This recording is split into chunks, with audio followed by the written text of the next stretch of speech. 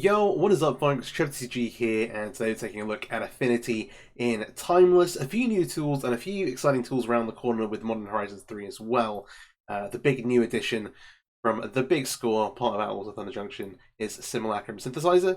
2 in a blue, adds the battlefield square 2, but whenever another artifact with mana value 3 or greater enters the battlefield under your control, create a 0/0 colorless construct artifact creature token with this creature gets +1/+1 for each artifact you control. It's a construct, we're kind of familiar with this kind of ability. We've got a few cool things to trigger it. Most notably, Affinity creatures. So up at the top here, we've got Mirror Enforcer, the Affinity for artifact, and Thought Monitor. Notably, if you're playing this in paper, like in Modern or Legacy, where this deck's also been seeing some play, you can play the new Sojourner card and just have another one of these. And then that number of 7 mana colorless artifacts actually is really, really good for the new land from Modern Horizons 3, which then, hey, is a soul land you can play. We'll see how that goes. Obviously, Modern Horizons 3 coming to Arena will enable some pretty cool stuff. One exciting note for Timeless is that we're playing Chalice of the Void. Having a bit of an experiment with this, obviously there are a bunch of decks. A lot of the most popular decks in the format rely on 1 TMC spells. We can lock ourselves out a little bit. We've got some 1-drops on our deck, but ideally we get something to play, and then Chalice. And we're looking to realistically cast Chalice on turn 2. If you do like some Emery, Mox, Amber stuff, you can get a turn 1 Chalice into play, but it's really, really hard. But once we get the new land, that is actually possible if we like exile Mirror Enforcer under it. Hey. Okay, so around this, we have a pretty standard Affinity package. Ornithopters with Springleaf Drums, we have the Chalices I mentioned, and then we're also playing Moonsnare Prototype as a bit of an accelerator.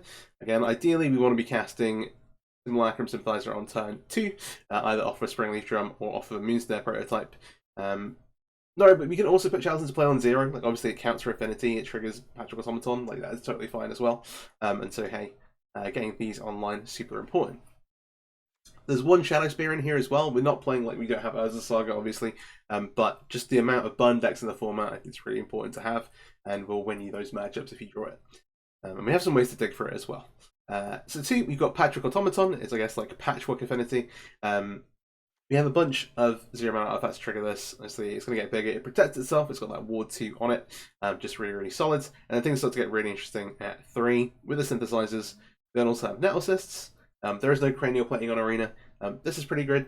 It triggers Simulacrum Synthesizer by itself anyway, because it's a 3 CMC artifact. But then, yeah, Living Weapon, you get a Germ, equip straight away. There's almost 1 for each artifact or enchantment you control. See, a bunch of artifacts. And then later on, equip it to an Ornithopter, get some evasion going, and swing over the top for lethal. Very solid. 2 copies of Emery. This is to give us a bit of a sustain versus some of the more controlling decks in the format. We can drop it off down very, very early with like Ornithopter, down to the Void Springleaf Drum, and then that starts generating some advantage, lets you dig for Synthesizer, and the other card that lets you do that is Forging the Anchor. We're using this as a kind of like catch-up mechanic here. It can honestly draw 5 cards. I've seen 5 cards off of it, but 2 and a blue. Look at the top 5 cards of your library. You may reveal any number of artifact cards from among them and put them into your hand. And we have a bunch of artifact lands on our mana base to kind of facilitate this as well.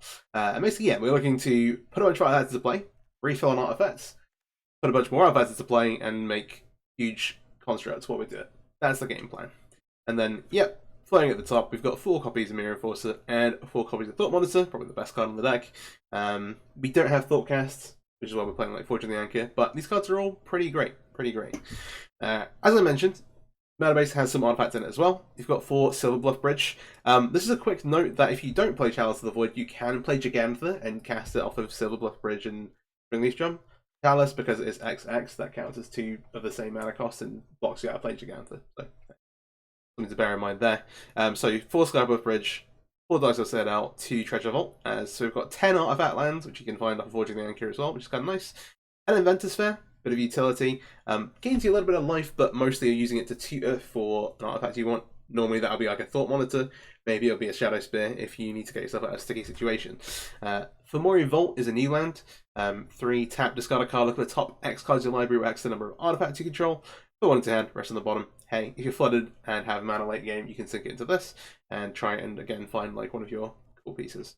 Anatawara, best utility land. 5 basic islands, kind of a shout out to Blood Moon a little bit, but also because you want to be able to cast Prototype on turn 1, and we've got a bunch of blue cards we want to cast. And yeah, Going to take this into some best of one timeless ranked.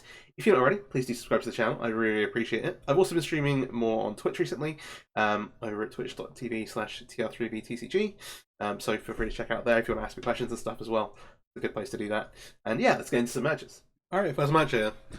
A bit of a slow starting hand. We don't have an artifact. We don't have a creature basically to use the Springleaf Drum, otherwise you might be able to keep this. I'm going to put it back. We got the one land. And we will keep this. This is a turn 1 Emery. I'm going to chuck one of the citadels back. Yeah. Yeah, dude, there's a turn 1 Emery, turn 2 Synthesizer. They've got to be pretty good. I'll sandbag the island.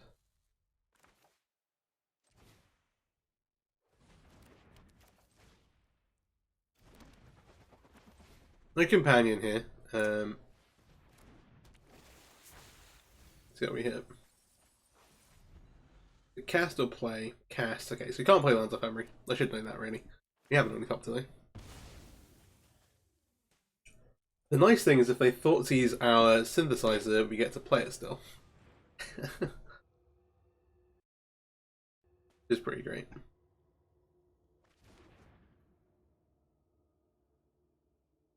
And that's a scry. Alright. No need to show what Aurora, we're just gonna do this thing.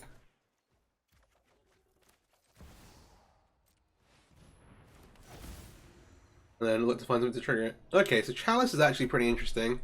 Chalice one here would likely be very good, but we also want the Fortune Anchor.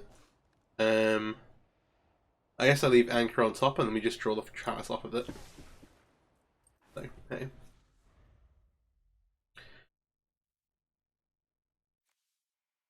So you've seen Blood Crypt Inquisition. There's the DRC. Normally I'd expect like a Lurrus here. So I'm wondering if they're what stuff they have to stop them. Okay. Alright. Jund. Even Jund, like I would normally expect Lurrus. Maybe they're playing the like alchemy creature. Rob. You know.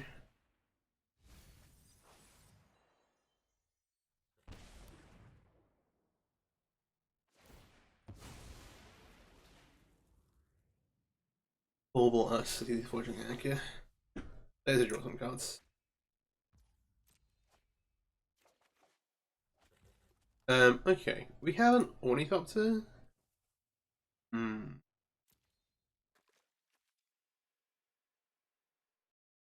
this situation, we should try not to play the Fortune Anchor, I think. Like, not to play the Fortune Anchor, not to play the Otawara. You might actually want to use it. You have very few pieces of actual interaction. I'll have the Ornithopter cast off in the graveyard. Okay, cool. Like I lied. Right, yeah.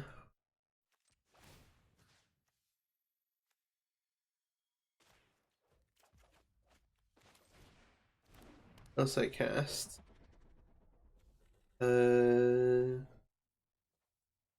want to Thought Monitor? So if we Thought Monitor, we can play Chalice. We can play Chalice for 0 and Thought Monitor.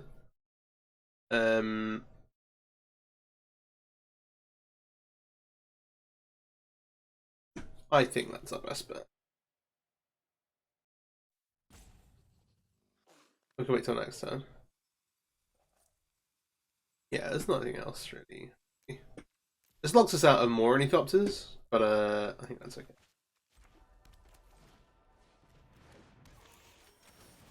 And we get to start seeing Simulacrum.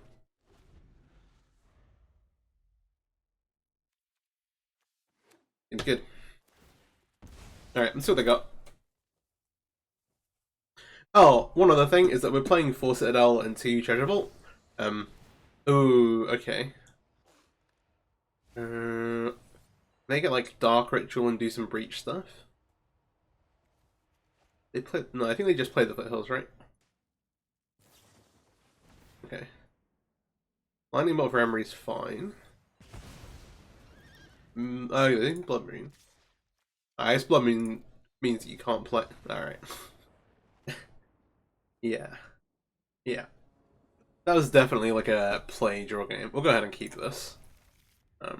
Again, turn 1 drum or anything. Well, turn 1 drum Ornithopter into potential turn 2 stuff. The tap lands are awkward, for sure. But the upside is just super high.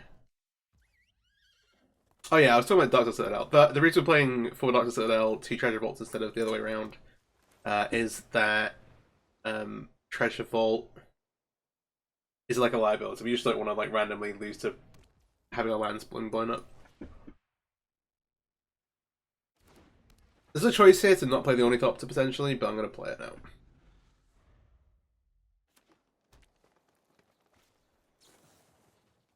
Okay, looks like we're playing against Titan. From the Once Upon a Time. Slightly weird to play the forest first, but hey, okay. Maybe not if they're finding forest off of it. Could just be elves. Alright, we are slowing things down a little bit, but okay.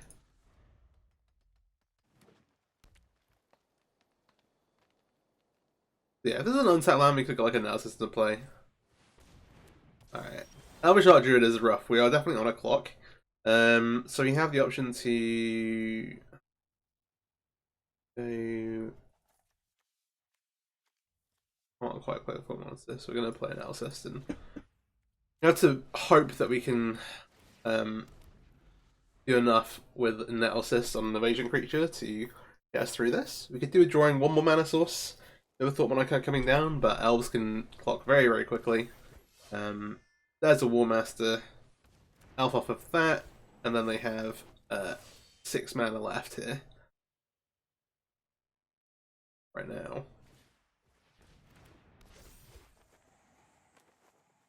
Still 6 mana. What do we got? Natural Order can get Crater Hoof. Oh, okay. You know what, the Atraxa is left lethal. I would have 1, 2, 3, 4, 5. Oh, Crater Hoof's definitely lethal. Alright, never mind. Well. Or maybe they drew it. Maybe this card is a Crater Hoof, which means we're dead. But also, yeah, this having a reach and obviously tracks as well. We are gonna skip it probably.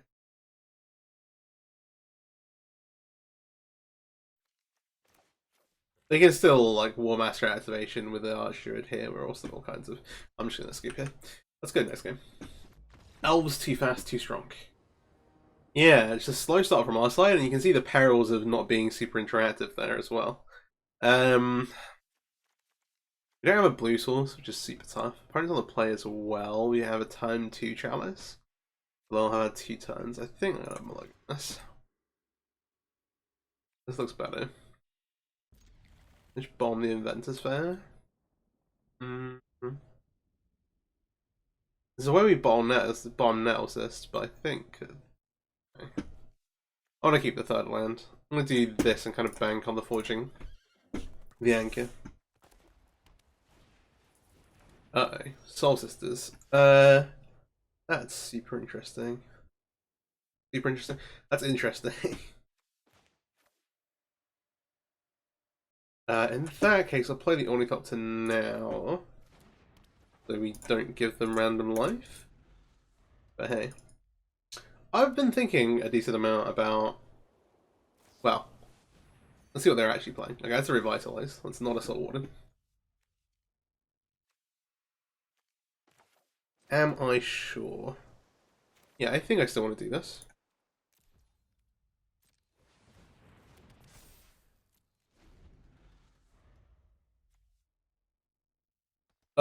There's there's a 3-man enchantment that brings back like 1-drops. We don't have like Martyr of the Sands on Arena, but there's some other interesting bits and pieces. And like Soul Warden. Yeah, sorry, this enchantment, Abiding Grace. It's an target creature with mana value 1 or less to the battlefield every end step. Which is pretty powerful. You've got something called Sacrifice to it. Okay. We can Anchor or we can Emery. If we Emery, we could find a 0-mana artifact to Anchor. I think our best bet is actually just casting this Analysis and trying to put damage into play. Feels weird. Now we can Anchor and then like find a land off of it, maybe. Which would be pretty sweet. Okay, so this says, end step you game with more than 3 life. Token, that gets counted, thankfully. Oh. That's the one I wanted to see. That's awkward. Alright. Sure. We've been done. Bridge. They're like Emery versus. Oh, we can only do one of these two things, right? Default monitor. Yeah, carrying the one drops chalice sword and then coming back off the Abiding Grace is funny. Especially because we read the Abiding. I was like, yeah, they're probably going to be Abiding Grace stuff, and then like, I mean, this is still better than just getting the creatures straight into play. But hey, this gains them a life passively now. This gains them 1 life. This says so. This is enough to trigger the Griffithary to make a 2/2. All right. Second level says whenever you gain life, put a creature on.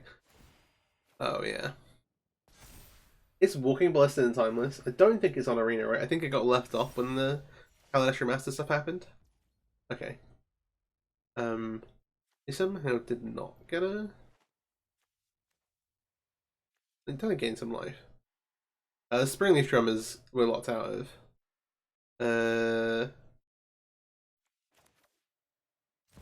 Like a synthesizer. Let's just scry before we. Okay, I want the Ornithopter on top.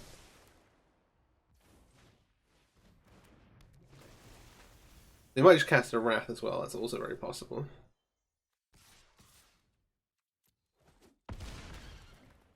This is like the Halion ability. Gain life but a counter on creature control.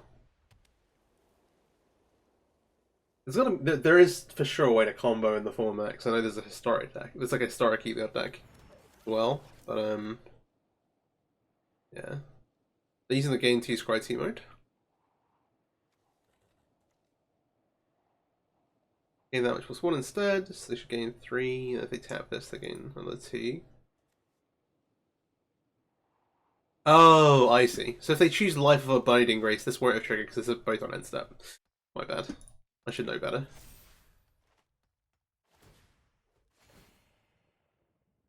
Alright.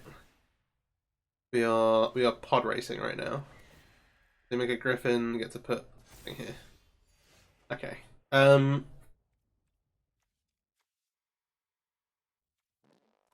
can cast zeros.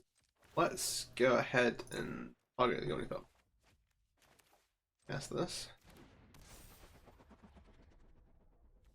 What do we have? We don't have anything currently that triggers the synthesizer, which means we should probably just anchor before we do anything else. And then we still have mana to re-equip the.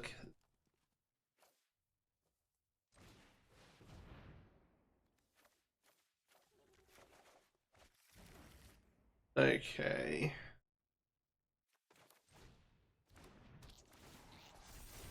Make some big creatures. Now we kind of want to try and dig for the. Oh. Maybe we want to play to activate Prototype next time. This gets counted. Do you want to put this on the.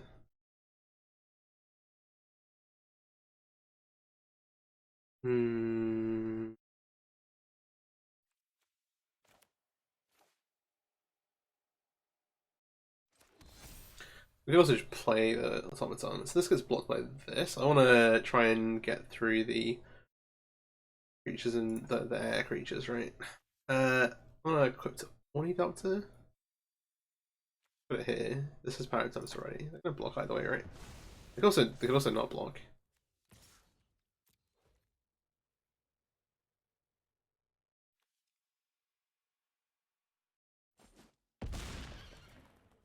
Okay, they didn't block. Let's see what they have.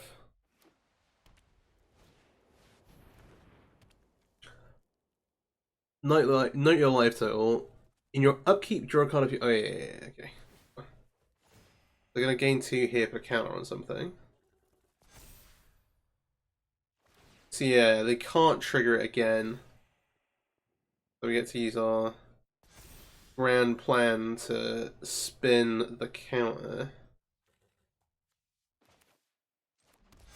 Treasure Vault. So this is 15. Give me that any bigger. I'm just going to show the thing. Outlet token.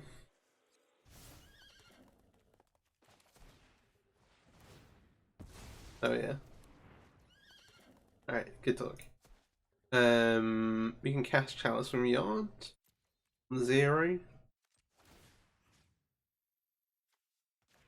That makes these things bigger, right? We've got lethal already, I don't know what. I should just stop casting boss.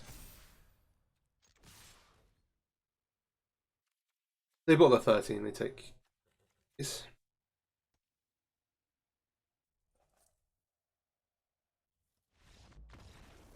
Alright, nice. Okay, I was worried from the unknown, but we're good. Yeah, neat. I guess two things there, actually. The first one is that Abiding Grace. I'm gonna mulligan this because we don't have any creatures.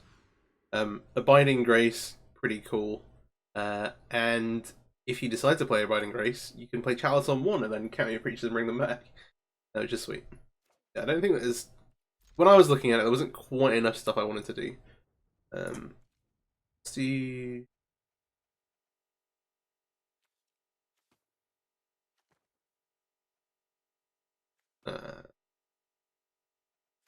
I'm gonna keep Guard of Outlands because they enable our most powerful draws a little bit better. Just don't leave that. Just fine. In theory, we could be holding up Spell Pierce or something. My camera has decided to blur itself. Is not the worst thing, but even more annoying than see my face normally. We can anchor, we can net assist. I'm just going to net assist here. Either way, we could get again. We're on the Spell Pierce. I'd rather get this Spell Pierce than the anchor. Long term.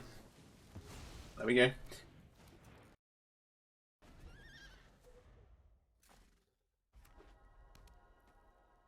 Mono blue, maybe. All right, Shred is fine. We need to be careful about triggering this like a bunch of times though. Let's see. Could be like something like Phoenix still, but like.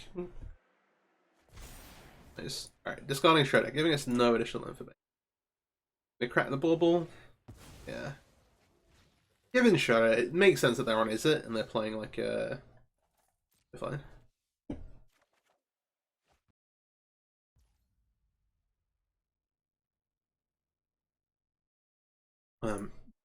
Thanks. We'll make a synthesizer while we can. Alright, Scry 2. We have a Analysis that does trigger it. We have an Ornithopter that doesn't. I'll put the Ornithopter to the bottom, leave this on top. We still like a Mana Source, but play the game.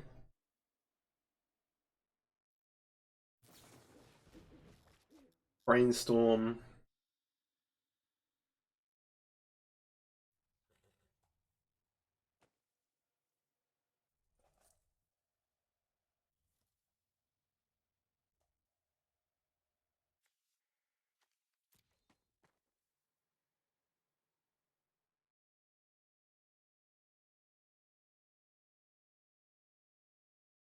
Yeah, I can't. Sarah Attendant might be on the client, but Martyr of the Frost. Martyr of Sands, sorry. Isn't. Martyr of Frost definitely isn't. That's my favourite Martyr, personally. You can't do, like, actual Martyr proc stuff, but it's still very sweet. This is when it enters the battlefield, not when you cast. Oh, yeah. I need that. Okay, so we see a Bloodstained Mire. That is a red source. We see an Unholy Heat in the graveyard. This makes sense. Looks like they're on Phoenix, or just Is It. Like, the baubles definitely make you think they're playing Dragon Rage Challengers. Like, this all adds up to me. Passing 2 mana open is rough for us, but we are here. They know we have the Net Assist. This is very scripted, and again, we're kind of just goes down to a counterspell. Yeah, we're gonna hit the Spell Pierce. Okay. If they don't increase their clock, we're still in an okay position, but if their hand is for more Spell Pierce, Mana Drain, any number of counter spells, then we might be in a rough time.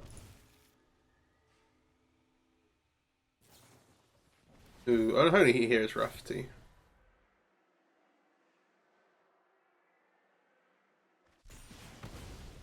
That takes us off blue mana. Which is bad. And they just looked at our treasure vault, which means we're getting like abraded or something. It's not looking good.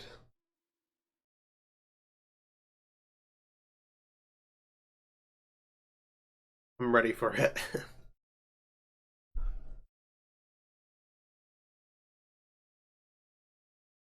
Or they could even, I don't know, easily, I was going to say. Or can hit lands. The misconception. People think that sometimes people are like, oh, this is non-land permanent, right? But no, it does specifically name them. You can bounce a treasure vault if you want to. That is fortunately in play.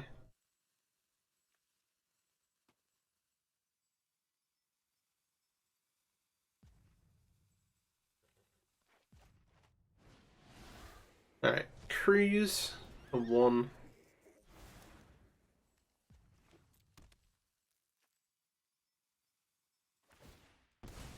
Leading Delirium. New land. What do we got? Oh, a Blood Moon. I mean,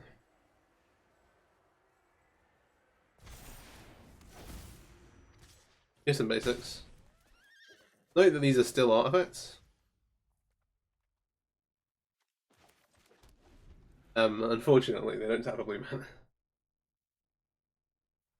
It does mean we are like affinity positive.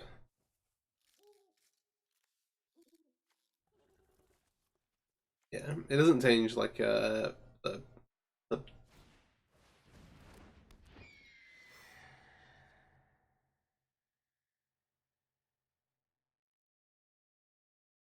They'll have a couple of turns. At least for now. Scalding's interesting. They've not shown us any 1 mana counter spells, to be fair. Right, they've not shown us any 2 mana counter spells. Multiple Scaldings. Yeah, optimized for Ledger Shredder, I guess. Alright, first round. That's 5. Yeah, I guess 1 more turn. But I think between 5 and then drawing a card, that's not what we needed. Alright. I'll skip that. Tough one. Alright, we got 2-2 looking to break the tiebreaker. We're going to go ahead and keep this. Is an interesting hand for sure.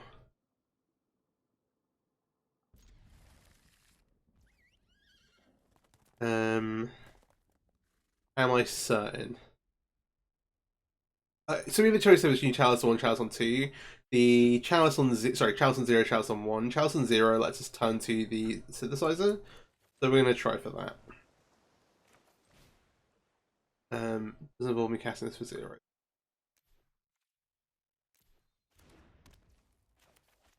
Just making sure I don't miss sequence and just put the wrong things in the wrong places, but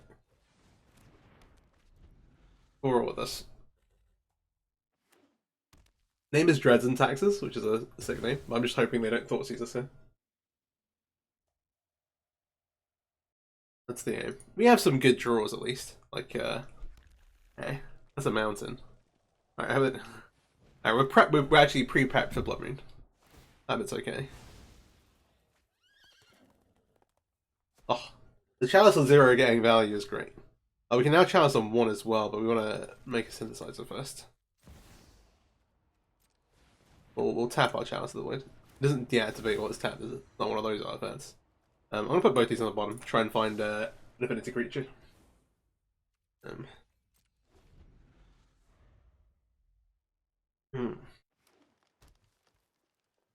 Upline Gorge. Again, no Gigantha and no Luris. Oh, Titan Strength. Uh-oh. That's Affinity. Sorry, that's not Affinity. That's Delirium. Is what I was trying to say.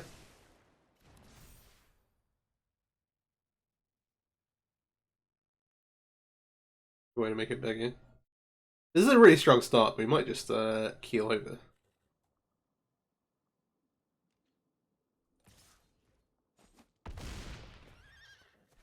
14.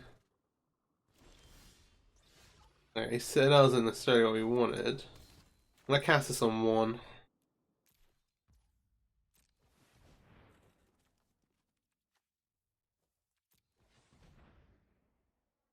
We're gonna get like lightning bolted in response or something.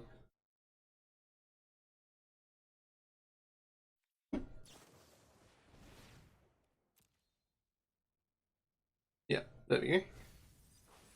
We're gonna go to 11. We're gonna take some damage to go to 8. See what else they have. Again, then no Loris Gigantha. Oh, they've got Phoenix stuff going on? Okay.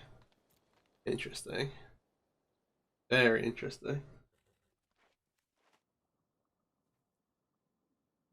Yeah, I love these pixel lines. Not enough to pay for them on arena. I've okay, apart from these, I've stopped buying cosmetics. I was like, wait, this is just how they make you use all your resources.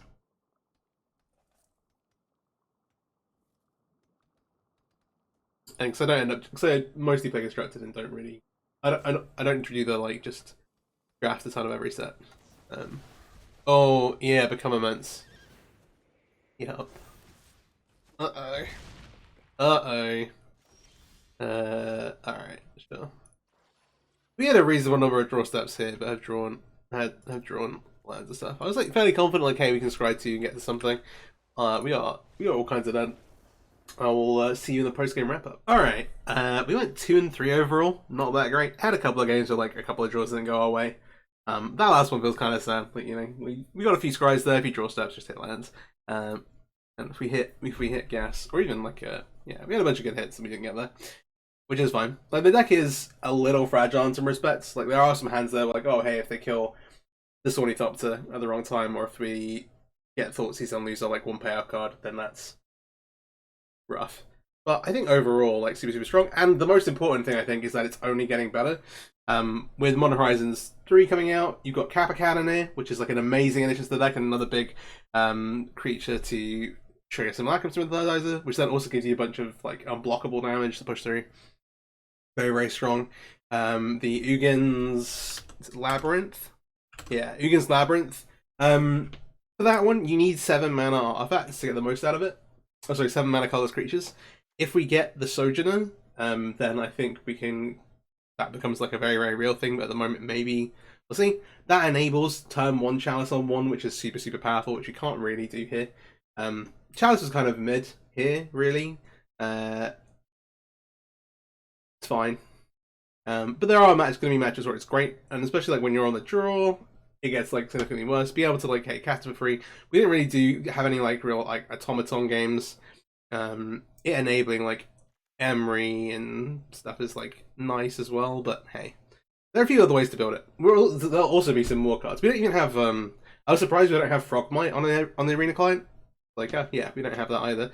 But there's a bunch of cards that make this deck a bit better, and we will get some of those as things go. Also, this is timeless, so they might randomly give us like, for all we know, we could get like a Mox Opal in like a bonus sheet, but that's clutching a straw. That's maybe a bit of copium.